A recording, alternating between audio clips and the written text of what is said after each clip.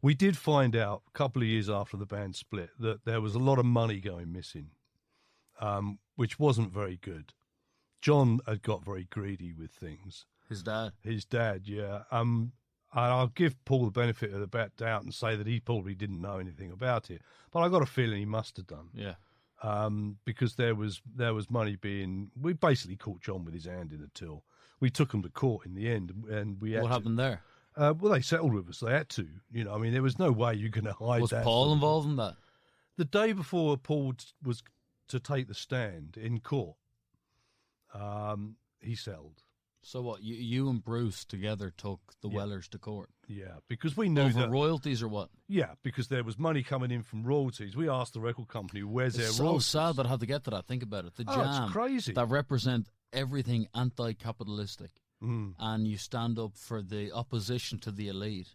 And you end up hiring fucking lawyers and taking each other to stands. I know. I mean, it was a situation. We would look at each other, myself and Bruce, and think, how the hell did we get to this? How did you? How did you? Everything. What went wrong? Nothing went wrong. Your narrative, you just had to. You had no choice. You were getting robbed of money. That could be your kids' money down the line. Exactly. This was. How much money are we talking? What were we talking? A few million. No. What we were talking. Well, I mean, it subsequently has been. Yeah. So what percent were you boys on, and then what percent did you get moved up to? We had a partnership between the band, so we were on 25% of all profits between me, Paul, and Bruce. This was nothing to do with publishing. This was just mechanical sales of records and gigs. It was Bruce that came to me and said, "Look, I think there's something going on here because we were in contact with the record company, obviously, still, because they were still supposed to be sending us royalties. And what John had done, because John wasn't a professional manager. I mean, he was a bricklayer and taxi driver. Really, that was Paul's dad. In fact, the record company wanted He's to out dead now, him. is he? Sorry? He's passed away, is he? He has passed away, yeah, unfortunately. Would you have gone to that funeral? I wanted to go, but I was sort of warned off by John's wife. Because this was after... Are you disliked by the Weller clan? I think so. Really, yeah? Probably, yeah. I mean, it's for nothing that I've done, really, because it was just... You've just stood your ground according to where you're coming from. Well, because once we took him to court and he'd been exposed and all of that... If Paul Weller drops a new record, do you listen to it? No, I can't be asked, really. Can't be arsed out of pride. You're definitely interested as an artist, though. No, I'm not interested. Really? Because you obviously respect him as a songwriter and musician. I do, I do. But what I've heard of recent stuff, I think, well, do you know what? This is fairly pedestrian. But why not just have a few beers and just try? You've definitely listened after a few beers and gone, fuck it. You can't just move on from that level of success in life. No, well, I mean, I wouldn't go out of my way not to listen to it. Let's put it that way. Yeah. Okay. Have you not spoken to him since you left the band? When the band first split up, myself and Bruce stayed in contact, quite close contact.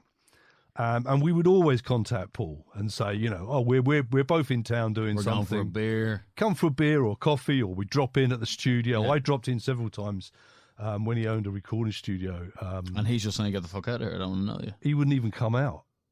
He wouldn't even come out and say hello. Is he a narcissist? Is he selfish? You're using long words on a drummer, man. Is he someone who drops people easily once they can't benefit him anymore? Yeah, I think once you're out of his bubble, that's it. I think that's... I don't know why that is. Did you know him well when you were in the Jam? Did you get on well? Of course. We got on great. You sat up over many nights, you both were pulling two chicks simultaneously. It was rock and roll, man. You were on tour. Absolutely. Yeah, we do the... You and Weller were splitting a joint and there was two American chicks waiting inside for you. Well, yeah, I mean, all right, you're making it sound really great, but...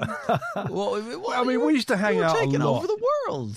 We used to hang out a lot. We were in and out. Did you ever say to him, Paul, you are a gifted lyricist? Was I ever blowing smoke up his ass? And did he ever say to you, you're a half-decent drummer? No.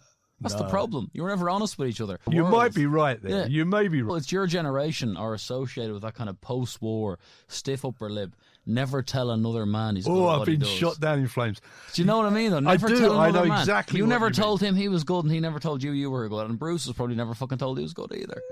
So what happens? You split up and you fuck up all of your musical careers. He's brutal. You could look at it that way.